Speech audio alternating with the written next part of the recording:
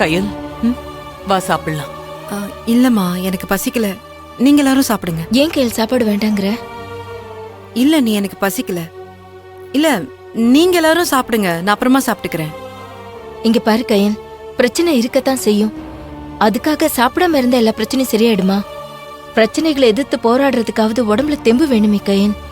நடந்ததே நினைச்சு மனசை போட்டு குழப்பிக்காத. நீ போய் முதல்ல சாப்பிடு. அத்தை, நீங்க அவளுக்கு சாப்பாடு வச்சு கொடுங்க. கையலுக்கு மட்டும் இல்லம்மா, நீங்க எல்லாரும் வாங்க, சேர்ந்து சாப்பிடலாம். சரிங்க அத்தை. அனு, நீ இத போய் உள்ள வச்சுட்டு வா. போ, சீக்கிரமா.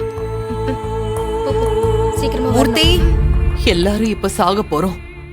ஆனா அவங்க எல்லாரையும் கூப்பிட்டு அந்த பாவத்தை கூட கையில் சுமக்க கூடாது. எல்லா பாவமும் என்னோடயே போகட்டும். கையில், அன்பு.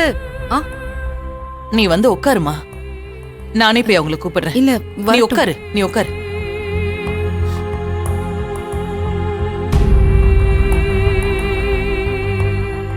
அண்ணி சாப்பிடலாம்.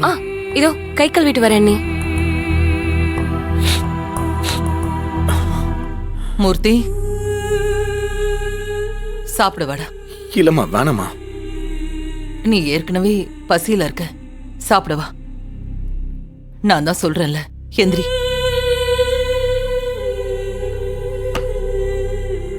நீ போ, நான் தேவியை கூட்டிட்டு வரேன்.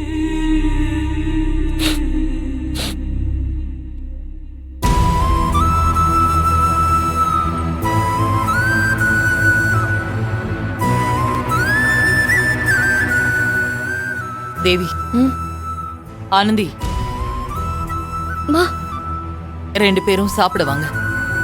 மா. வா. வா.